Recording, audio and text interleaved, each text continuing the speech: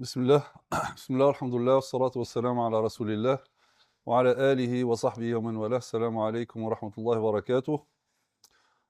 Alors, nous allons parler cette soirée, Inch'Allah Ta'ala, de la liberté religieuse en islam, parce que il n'est pas rare de voir, des fois sur les plateaux télé, etc., des personnes affirmer que l'islam serait contre les libertés et qu'il n'y aurait pas de liberté en islam. Alors qu'en réalité, euh, toutes sortes de libertés existent, hein, et notamment euh, la liberté de penser, la liberté d'expression, la liberté religieuse, hein. Tout ça, hein, ça fait partie des droits fondamentaux affirmés, garantis et défendus par l'islam.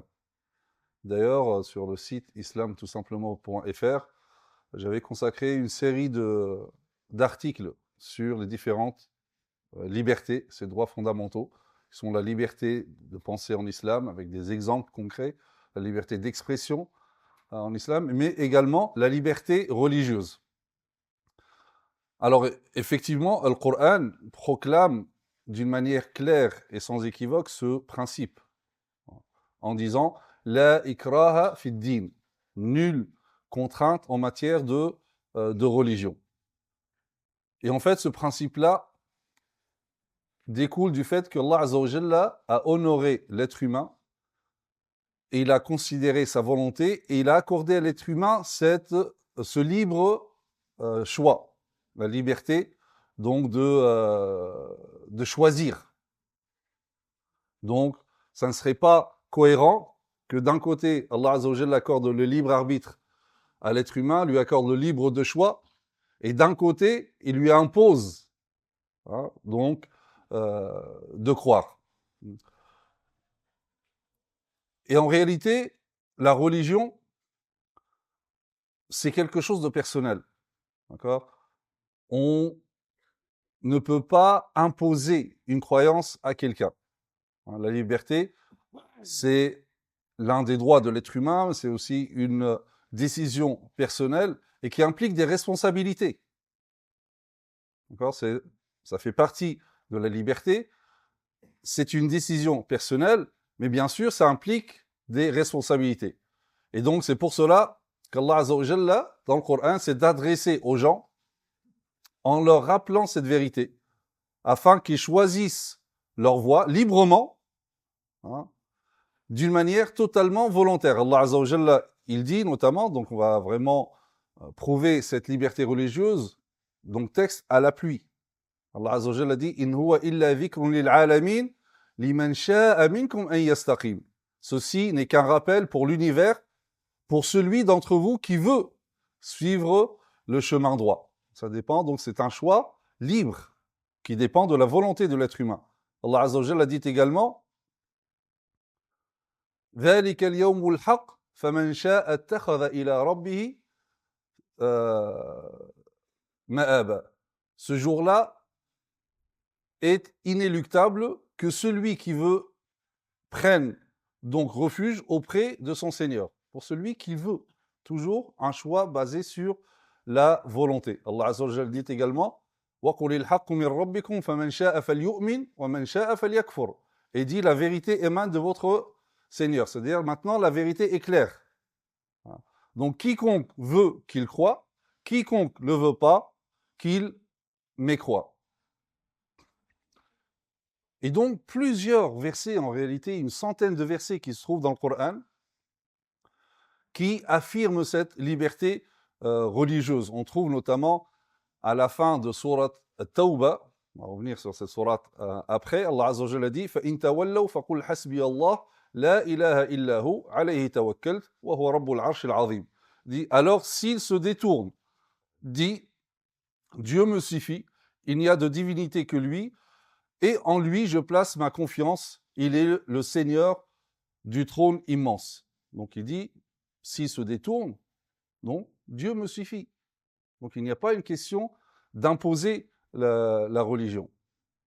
Et Allah Azza wa Jalla appelle justement à croire, à adhérer à la religion par l'unique voie de la sagesse et de la bonne exhortation. Pas par la contrainte. Allah Azza wa Jalla dit Ud'u ila sabili rabbika bil hikmati wal maw'izati al hasana.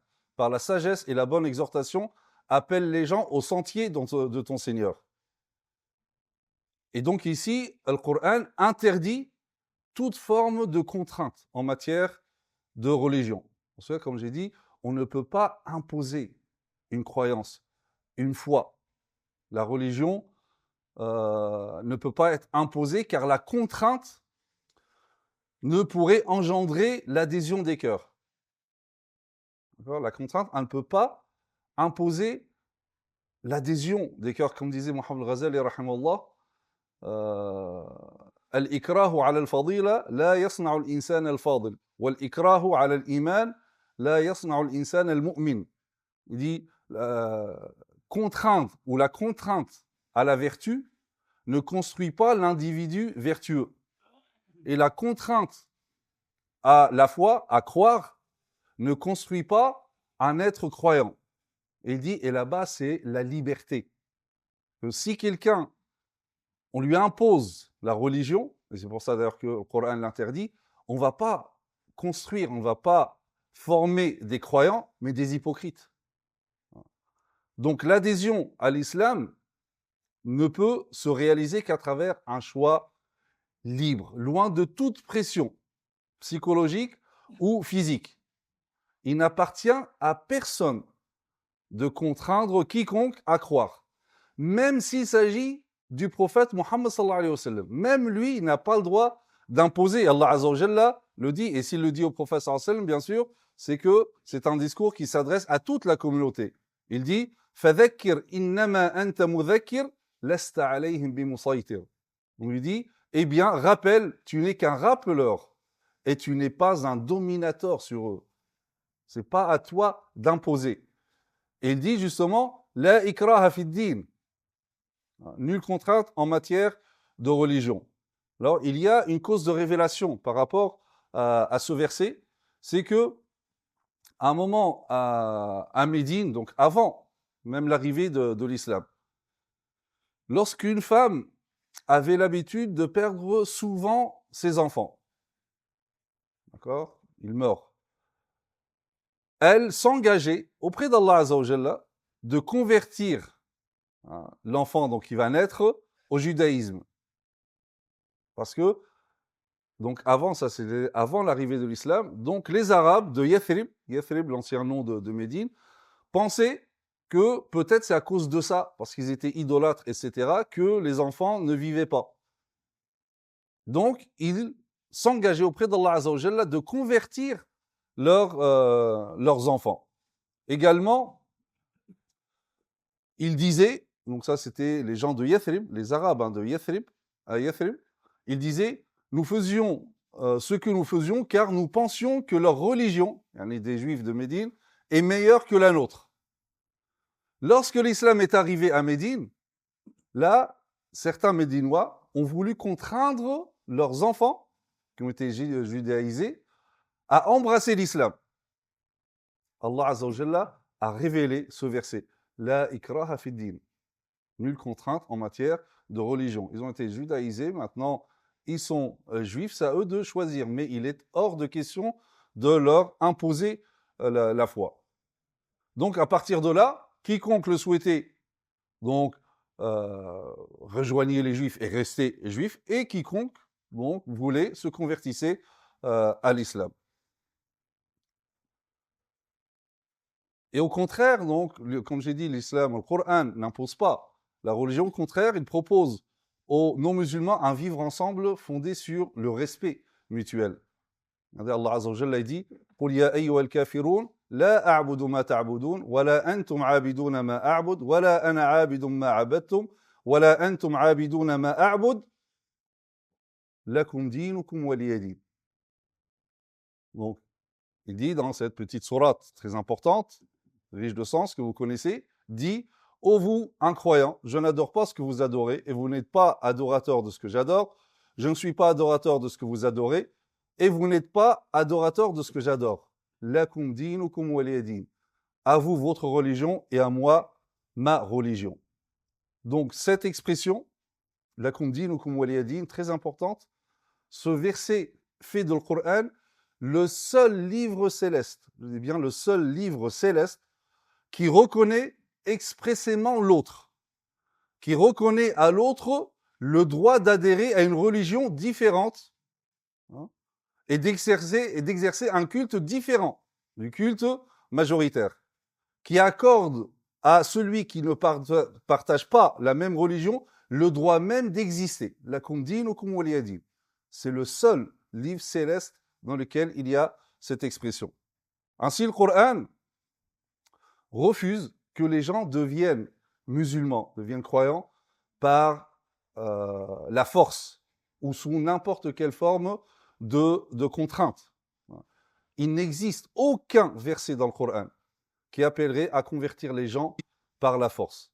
Allah Azza wa Jalla dit dans sourate Ali Imran, dit قُلْ يَا أَهْلَ الْكِتَابِ تَعَالَوْا إِلَى كَلِمَةٍ سَوَاءٍ بَيْنَنَا وَبَيْنَكُمْ أَلَّا نَعْبُدَ إِلَّا اللَّهَ وَلَا نُشْرِكَ بِهِ شَيْئًا وَلَا يَتَّخِذَ بَعْضُنَا بَعْضًا أَرْبَابًا مِنْ دُونِ اللَّهِ فَإِنْ تَوَلَّوْا فَقُولُوا اشْهَدُوا بِأَنَّا مُسْلِمُونَ. Il dit aux gens du livre, venez à une parole commune entre nous et vous, que nous n'adorions que Dieu, sans rien lui associer, et que nous ne prenions point les uns les autres pour seigneurs en dehors de Dieu. Puis s'ils tournent le dos, ne veulent pas, dites, soyez témoins que nous sommes soumis. Après vous, ça c'est entre Allah Azza wa Jalla, entre vous et Allah Azza wa Jalla.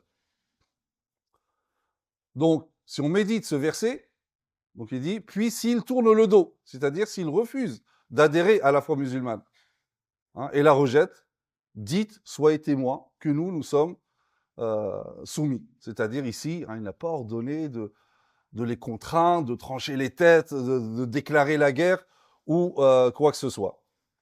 Et en plus, alors ce verset-là, comme le verset la ikraha fi din, tout ça c'est des versets médinois. Alors pourquoi j'insiste sur ce point-là qui est médinois? Parce que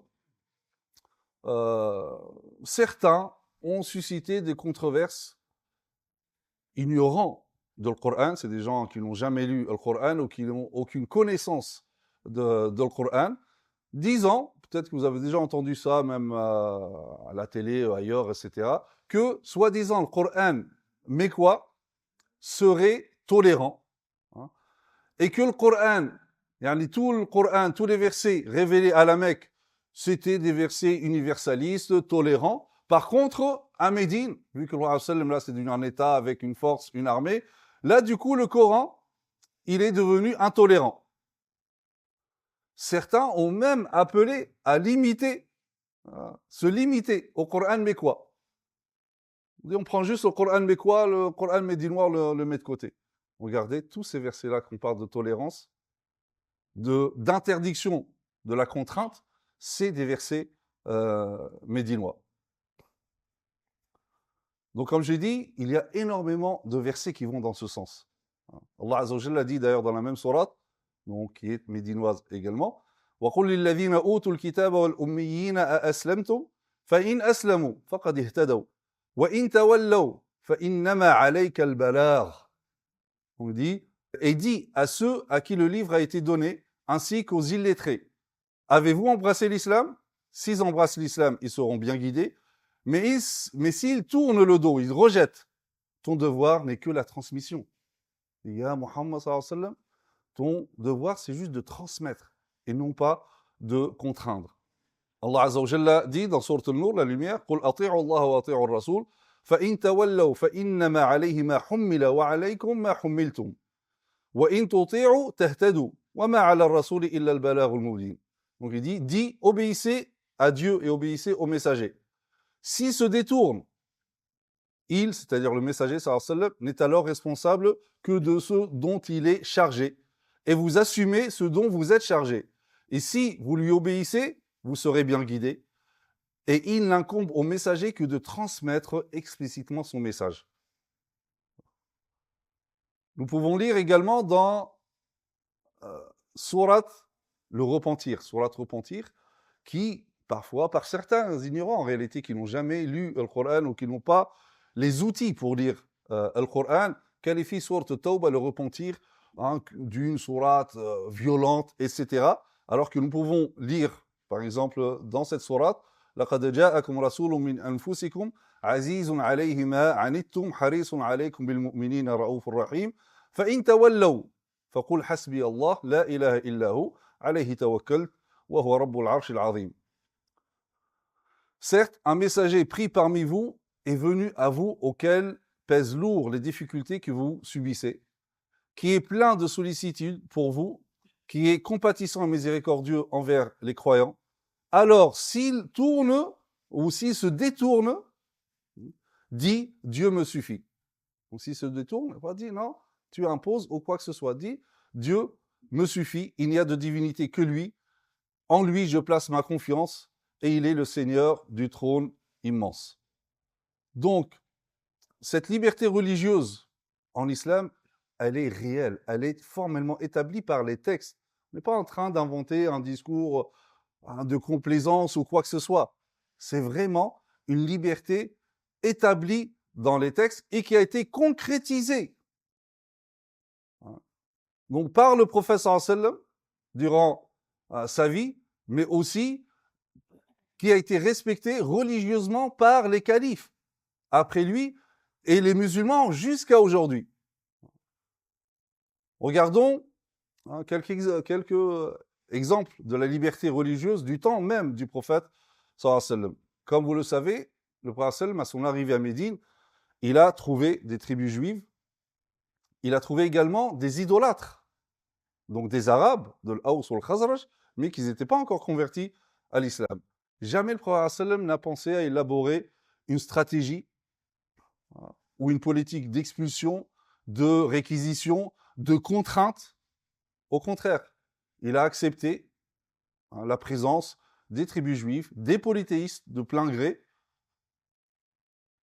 et il a tendu une main amie aux juifs de Médine et aux idolâtres. Il a proposé à tous les habitants de Médine, musulmans et non musulmans, un traité, une constitution qui garantit à chacun sa liberté religieuse.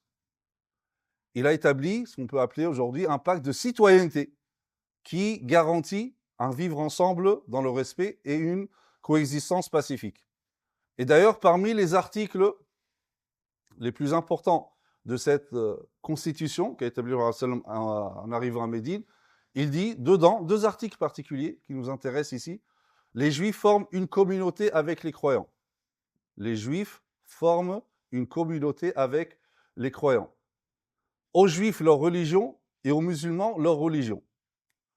2 articles constitutionnels qui ont fait de l'État musulman fondé par le prophète sallallahu alayhi wa sallam un État unique dans l'histoire de l'humanité. Je dis bien, ces 2 critères, ces 2 articles ont fait de l'État qu'a établi le prophète sallallahu alayhi wa sallam un État unique dans l'histoire de l'humanité. Pourquoi ? Parce qu'il reconnaît et garantit 2 principes qui n'avaient jusqu'à là jamais existé. Dans aucun État régi par une religion. Or, à l'époque, tous les États étaient régis par des religions, que ce soit des religions monothéistes ou polythéistes. Et ce genre de principe n'existera que plus tard, des siècles plus tard, dans des États dits laïques. Donc c'est quoi ces 2 critères, ces 2 articles, la liberté religieuse et la citoyenneté égalitaire. Les Juifs forment une communauté avec les croyants, ce qu'on appelle la citoyenneté égalitaire. Tous deviennent des citoyens de l'État musulman. Et la liberté religieuse. Aux Juifs, leur religion, aux musulmans, leur religion. D'ailleurs, les savants occidentaux ont témoigné de cette liberté, notamment Huston Smith, dans son livre « Les religions du monde », c'est un philosophe américain. Il dit au sujet de ce pacte qu'a conclu le prophète sallam avec les habitants de Médine. Il dit, le prophète Mohammed sallam avait établi un document qui stipulait, entre autres, les juifs et les chrétiens seront protégés de toute insulte ou vexation. Ils auront les mêmes droits que les musulmans à notre protection et services. En plus, ils pratiqueront leur religion aussi librement que les musulmans. L'universitaire suisse Marcel Boizard a écrit un excellent livre qui s'appelle « L'humanisme de l'islam ». il dit « Le traité que Mohammed sallallahu alayhi wa sallam passa lors de son arrivée à Médine avec les 12 tribus arabes et les 10 juives de la ville est du plus haut intérêt. Il a pu être considéré comme la première constitution écrite du monde. La première constitution écrite du monde. Les juifs et les infidèles, les incroyants de Médine, furent acceptés à condition de cesser tout rapport avec les ennemis de l'islam. Les juifs purent conserver leur religion et bénéficier de droits individuels égaux à ceux des musulmans. Ils avaient accepté l'autorité de Mohammed sallallahu alayhi wa sallam, qui détenait le commandement militaire exclusif et pouvait juger de leurs différends en dernière instance sur la base de la législation biblique. En termes modernes, ils étaient autonomes sur le plan interne. Donc non seulement ils avaient leur liberté religieuse, mais même sur le plan interne, ils étaient autonomes. Ils appliquaient leur propre législation. Une délégation de Najran, donc une ville dans le sud de l'Arabie, au nord du Yémen, elle donc était chrétienne, donc il y avait des chrétiens. Une délégation de Najran est venue voir le prophète sallallahu alayhi wa sallam, et pareil, le prophète sallallahu alayhi wa sallam a fait un traité avec eux. D'ailleurs, ils sont arrivés à Médine, ils sont rentrés dans la mosquée du prophète sallallahu alayhi wa sallam, et au moment de l'Asr, lors de leur prière, ils se sont dirigés vers Al-Quds, vers Jérusalem, et ils ont commencé à prier. Là, certains compagnons, lorsqu'ils ont vu ça, ils ont dit peut-être qu'ils n'ont pas le droit, ils ont tenté de les en empêcher. Et là, le prophète sallallahu alayhi wa sallam leur dit, laissez-les. Et ils se sont dirigés vers leur Qibla, donc Jérusalem, et ils ont accompli la prière dans la mosquée du prophète sallallahu alayhi wa sallam. Et là, le prophète sallallahu alayhi wa sallam a conclu un traité avec eux. Marcel Boizard, toujours dans son livre L'humanisme de l'islam, il en parle, il dit, en 630, Mohammed sallallahu alayhi wa sallam passa une dernière convention avec les chrétiens de Najran. Celle-ci devait être considérée par les juristes musulmans comme l'exemple des dispositions applicables aux populations soumises. Lors de la visite d'une délégation, le prophète sallallahu alayhi wa sallam émit un décret portant engagement de protéger la population de la ville et des alentours, de garantir leur personne et leurs biens, et leur assurant la liberté de rester fidèles à leurs croyances et à leur culte, tout en acceptant de reconnaître une sorte de souveraineté donc politique de l'islam. En contrepartie, les personnes ainsi protégées accepteraient de livrer une certaine quantité d'habits dont la valeur fut fixée comme impôt, de fournir en prêt des cuirasses, des lances, des chameaux et des chevaux si les troupes musulmanes devaient partir en expédition militaire au Yémen, et parce qu'ils sont à l'entrée donc du Yémen, et de donner hospitalité aux envoyés du prophète sallam pour une durée d'1 mois. La protection et la garantie s'étendaient à l'ensemble de la population, alors que la responsabilité des violations demeure individuelle, c'est-à-dire si l'un d'eux viole les articles du traité, il sera puni seul. Il n'y aura pas, en islam, interdiction des sanctions collectives. Pour la faute d'une personne, c'est toute la communauté après donc, qui va être punie. Aucune personne protégée ne pourrait être punie pour la faute d'une autre personne. Toujours Marcel Boizard, donc il continue en disant « D'un point de vue strictement légal, la population de Najran ne perdait pratiquement aucun de ses droits, si ce n'est l'interdiction frappant l'usure. Des dispositions particulières empêchaient l'immixtion du pouvoir musulman dans l'appareil ecclésiastique. Les musulmans, ils n'ont pas à interférer dans tout ce qui est religieux, hein, l'Église, hein, donc chrétien, interdisant l'humiliation des personnes protégées et toute forme d'oppression. Cette convention devint l'édit de Mohammed sallallahu alayhi wa sallam concernant les chrétiens, puis l'édit de Mohammed sallallahu alayhi wa sallam concernant tous les hommes. Donc ça s'est généralisé à tous. Le fait que la tradition musulmane l'ait admise comme véridique et que la jurisprudence l'ait consignée comme telle en fit la source primordiale du droit, du fiqh, concernant le statut des non-musulmans résidant en terre d'islam. Ces prescriptions revêtiront rapidement un caractère inspiré et permanent. Les traités conclus ultérieurement par les califes ne seront souvent qu'une répétition de l'accord passé entre Mohammed sallallahu alayhi wa sallam et les Najranites. Donc, là encore, concrètement, jamais le prophète sallallahu alayhi wa sallam n'a contraint qui que ce soit à se convertir à l'islam. Il n'a jamais empêché, notamment aussi les gens du livre, donc les juifs, que ce soit à Médine, les chrétiens à Najran, donc les juifs et les chrétiens, de pratiquer leur culte. Il n'a jamais torturé ni exécuté l'un d'eux qui refusait d'adhérer à l'islam. Au contraire, il a accordé aux non-musulmans qui vivaient au sein de la société musulmane une attention particulière. Il s'est porté garant des non-musulmans, garant de leur sécurité et de leurs droits. Le prophète sallam dit, celui qui opprime un mu'ahid, un bénéficiaire de Pâques, donc les non-musulmans vivant en terre d'islam, ou laisse son droit, ou lui impose une tâche au-dessus de ses forces, on lui extorque quelque chose, je serai son adversaire le jour de la résurrection. Il dit également, celui qui lui a un dhimmi. Dhimmi, c'est quoi?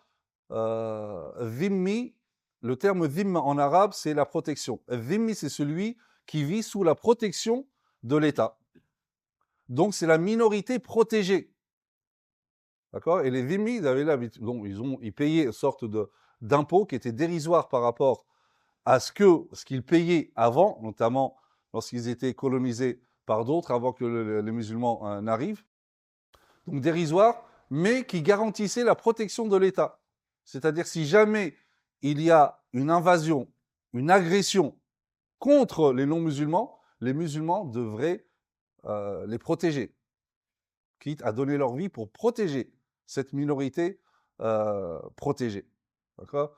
Donc c'est ça ce qu'on appelle les dhimma, non comme on entend des fois à la télé, etc. Certains disent ouais, mais en islam, il y avait la dhimmitude. Quand tu dis dhimmitude, ça ressemble à servitude. D'accord? Donc dans l'esprit, ça donne, c'était des gens, les pauvres, donc ils étaient asservis. C'est soi-disant des citoyens de seconde zone. On les appelait les dhimmis. Non, ça n'a rien à voir avec ça. Le problème, c'est que pour beaucoup, ils utilisent des termes et leur donnent une signification que le musulman ne donne pas.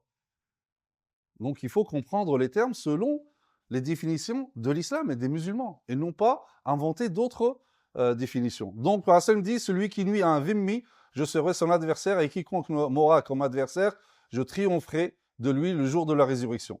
Il dit également, celui qui nuit à un dhimmi me nuit, et quiconque me nuit, nuit à Allah Azza wa Jalla. Donc le comportement de Hassan envers les juifs de Médine était vraiment empreint d'humanité. Il faisait preuve de bonté et de générosité à leur égard. Il visitait les malades parmi eux. Il était attentif aux plus démunis. D'ailleurs, le prophète sallam est établi qu'il a fait une aumône à une famille juive, et cette famille a continué à percevoir cette aumône même après la mort du prophète sallam. Un jour, le prophète sallam voit un cortège funèbre passer et se leva en signe de respect. Et là, on lui dit, mais ce sont les funérailles d'un juif. Et là, le prophète sallam lui dit, awalaysat nafsan, ne s'agit-il pas d'une âme? Et comme j'ai dit, cette liberté religieuse a été respectée religieusement par les califes. Après, le prophète sallam se sont tous attachés à respecter la foi des gens et à affirmer cette liberté religieuse en interdisant toute idée de conversion violente. On peut voir ça du temps d'Abu Bakr, radhiyallahu anhu, et particulièrement donc son général, c'était Khalid ibn al-Walid. Donc sous le califat d'Abu Bakr, il a ratifié un pacte avec les habitants de Damas. Et il déclare leur accorder la sécurité concernant leur vie, leurs biens, leurs églises, leurs murailles, les murailles de la ville. Elles ne seront pas détruites et leurs maisons ne seront pas habitées. Ils bénéficient pour cela du pacte de Dieu et de la protection du messager de Dieu, d'où le mot dhimmi. Il dit fi dhimmat Allah Azza wa Jalla et du messager. Ils sont dans la dhimma, sous la protection d'Allah Azza wa Jalla et du messager, et de la protection des califes et des croyants. Il ne leur sera fait que du bien. Pareil, dans un pacte ratifié toujours par Khalid ibn Walid avec les habitants de Anat, en Syrie aussi. Il dit, il leur appartient, écoutez bien, il leur appartient de faire retentir leurs cloches à toute heure, de nuit comme de jour, sauf au moment de la prière, et de sortir leur croix pendant leur jour de fête. aux habitants de Al-Hira en Irak, Khalid ibn Walid consigna par écrit: tout homme âgé n'ayant plus de force de travailler, ou ayant été atteint d'une quelconque maladie, ou ayant perdu sa fortune et tombé dans le besoin, au point que ses coreligionnaires lui fassent l'aumône, sera exonéré de l'jizya, cet impôt contre leur protection, et d'ailleurs qui, si jamais eux participent au service militaire, on dirait à l'armée, donc ils ne payent plus de jizya. Il dit, et ensuite, donc il dit, donc il sera exonéré de cet impôt et vivra à la charge de la trésorerie musulmane, lui et sa famille. Du temps de Omar ibn Khattab, il a ratifié un pacte avec les habitants de Al-Quds, de Jérusalem.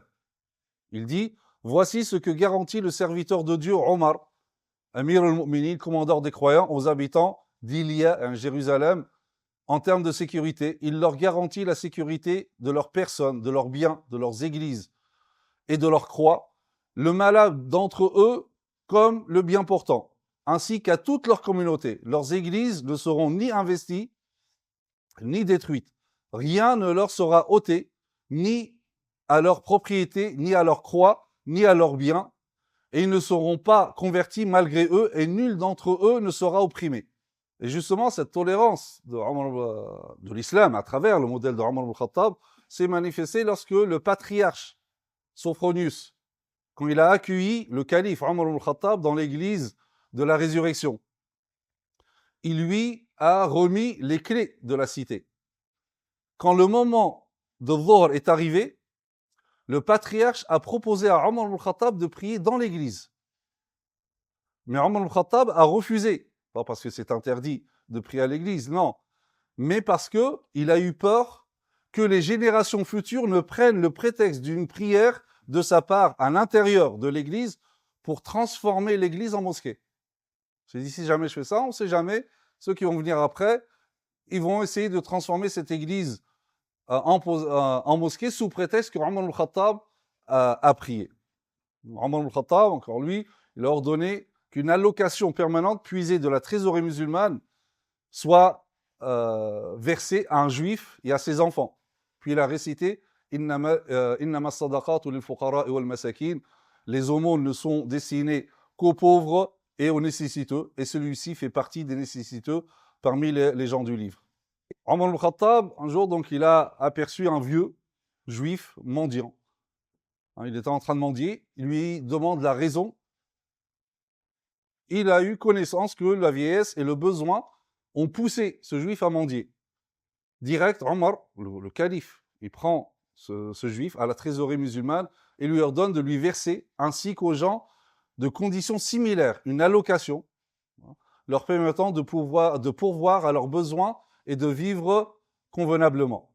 Ensuite, Omar nous dit, nous ne serions pas justes envers lui si nous lui prévelions un tribut, le jizya, pendant sa jeunesse et que nous l'abandonnions pendant sa vieillesse. D'ailleurs, en entrant à Damas, Omar il a vu des chrétiens atteints de la lèpre. Il ordonna de leur octroyer une allocation versée de la trésorerie musulmane.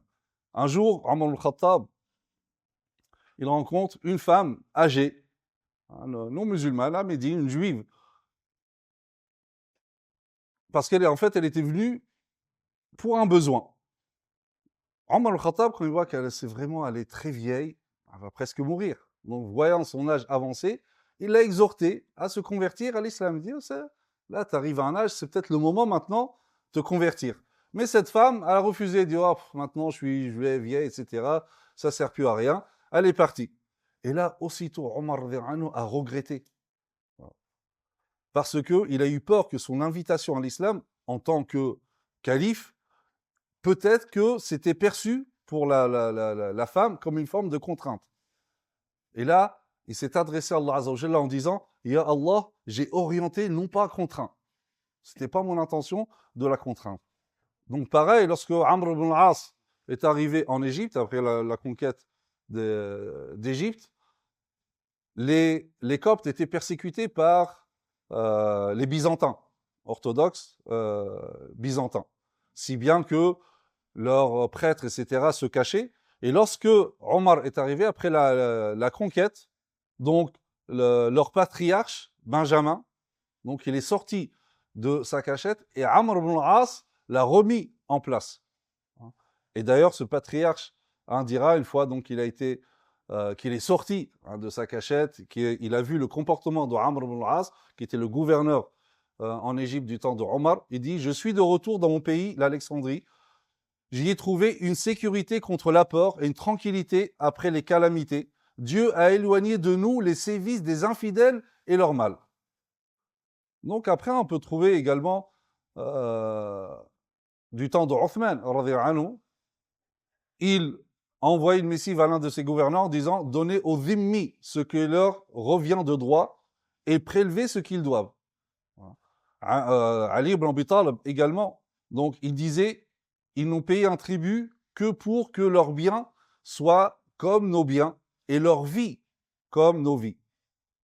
Et cette liberté religieuse, parce qu'on n'a pas le temps de rentrer dans tous les détails, mais en fait, cette liberté religieuse était scrupuleusement respectée chez tous les compagnons.